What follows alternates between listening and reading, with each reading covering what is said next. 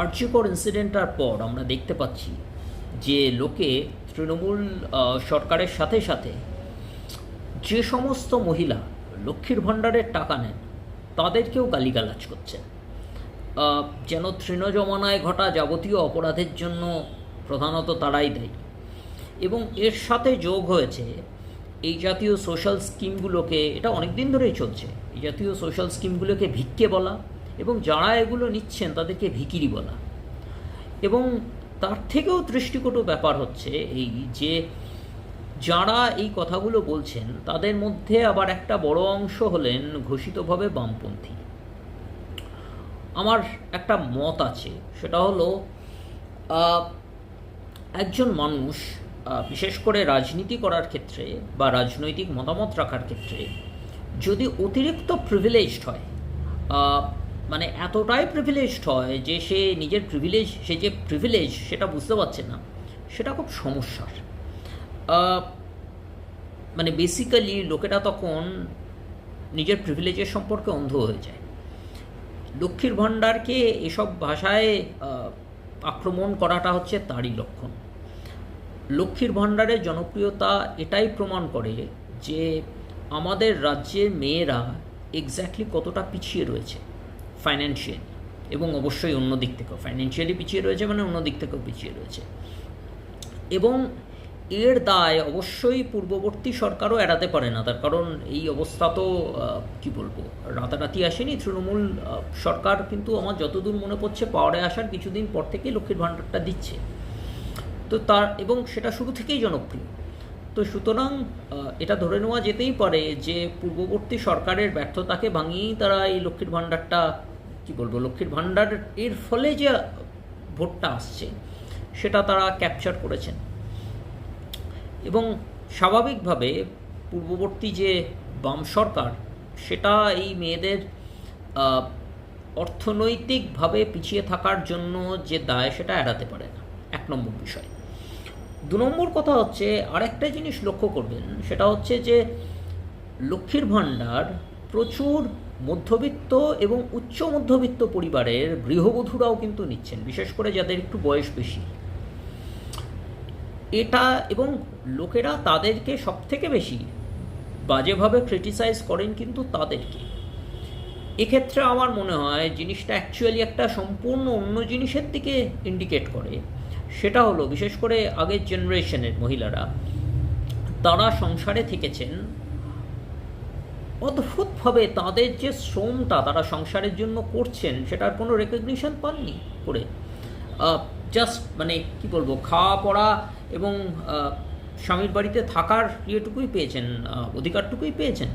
একটা মানুষ মানে কি বলবো, যদি তাকে শ্রমিক হিসেবে দেখি, সংসারে তিনি যে শ্রমটা দিচ্ছেন সেটার জন্য, যে অ্যামাউন্টে শ্রম দিচ্ছেন তার জন্য তার যা পাওয়ার কথা ছিল কিছুটা, তো মানে তার নিজের শখ-আহ্লাদ মেটানোর জন্য কিছু টাকা পয়সা তো পাওয়ার কথা ছিল তার, যদি অন্য সব কিছু বাদ দিই, সেটা অনেকেই পাননি। এবং লক্ষ্মীর ভাণ্ডার পেয়ে সেই জন্য তাদের একটা বড় অংশ অত্যন্ত খুশি।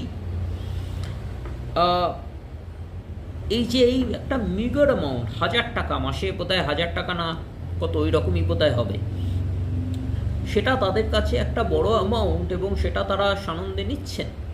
তো আমার মনে হয় এই সোশ্যাল রিয়েলিটিটা মাথায় রাখা দরকার। দেখুন, একটা সরকারের যাবতীয় কাজ কিন্তু খারাপ হতে পারে না। লক্ষ্মীর ভাণ্ডার, তারপর কন্যাশ্রী, এগুলো হচ্ছে তৃণমূল সরকারের ভালো কাজগুলোর মধ্যে একটা, এবং আমার মনে হয় সেটাকে কি বলবো, সেটাকে রেকগনাইজ করা উচিত, সমস্ত মানে দলমত নির্বিশেষে সকলের রেকগনাইজ করা উচিত। এবং তার সাথে সাথে, এটা রেকগনাইজ করার সাথে সাথে আরও কয়েকটা কথা মাথায় রাখা দরকার।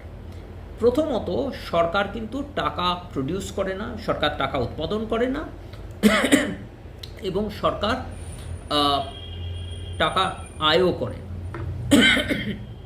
ফলে যে টাকাটা তারা দিচ্ছেন লক্ষ্মীর ভাণ্ডার হিসেবে, সেটা হচ্ছে যে ট্যাক্স বাবদ জনগণের থেকে যে অর্থটা তারা কালেক্ট করে সেটা তারা রিডিস্ট্রিবিউট করছে মাত্র, এর বেশি কিন্তু তাদের কোনো ভূমিকা নেই। অনেক তৃণ নেতা এমন একখানা ভাব করেন যে লক্ষ্মীর ভাণ্ডার দিচ্ছেন মানে এটা যেন তাদের ওই কি বলবো, পৈতৃক সম্পত্তির থেকে খয়রাতি করছেন। ব্যাপারটা মোটেই ওরকম নয়।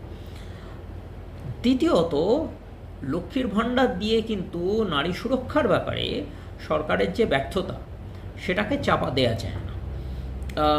এই যে এই সরকারের আমলে যে বড় মেজো সেজো বিভিন্ন ধরনের অপরাধীর বাড়বাড়ন্ত হয়েছে,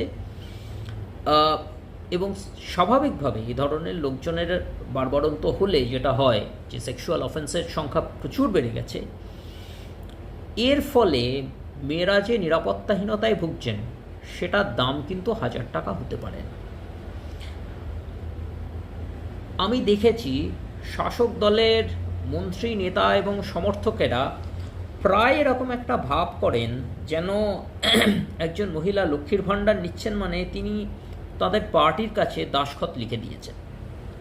আর.জি. কর কাণ্ডের পর যখন একের পর এক দুর্নীতির পর্দা ফাঁস হচ্ছে, তখন আমরা দেখতে পাচ্ছি যে তারা কারণে অকারণে লক্ষ্মীর ভাণ্ডারের কথা মনে করিয়ে দিচ্ছেন, বিশেষ করে মহিলাদেরকে। যে সমস্ত মহিলারা রাস্তায় নেমে প্রোটেস্ট করছেন তাদেরকে কারণে অকারণে লক্ষ্মীর ভাণ্ডারের প্রসঙ্গ তারা টেনে আনছেন।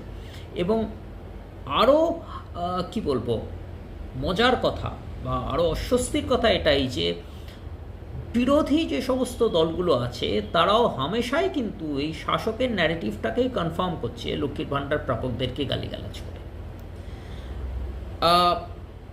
বর্তমান সরকারের যে ব্যাপক দুর্নীতি এবং দুর্বৃত্তায়নের ইনসিডেন্টটা আমরা দেখতে পাচ্ছি তাদের করা, তাদের যে প্রশাসনিক ব্যর্থতার নমুনা আমরা দেখছি, সেটা তো আজকের নয়। কিন্তু আমরা এটাও দেখেছি যে এসব সত্ত্বেও বিরোধী দলগুলো ইলেকশনে যে পারফরমেন্সটা দেখিয়েছে সেটা মানে জঘন্য বললে কম বলা হবে, অত্যন্ত খারাপভাবে পারফর্ম করেছে। আমার মতে এর অন্যতম কারণ হচ্ছে এই জাতীয় লক্ষ্মীর ভাণ্ডার টাইপের যে সোশ্যাল স্কিমগুলো, সেগুলির গুরুত্ব না বুঝে এদের সম্পর্কে এবং এদের প্রাপকদের সম্পর্কে অবমাননাকর মন্তব্য করা।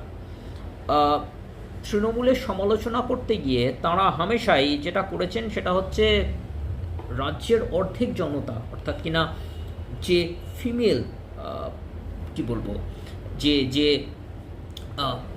ফিমেল পপুলেশনের যে ফিমেল অংশটা, মহিলা অংশটা, তাদের সঙ্গে শত্রুতা করেছেন বা তাদেরকে শত্রুতে পরিণত করেছেন, বিশেষ করে তাদের মধ্যে আন্ডার প্রিভিলেজ যারা।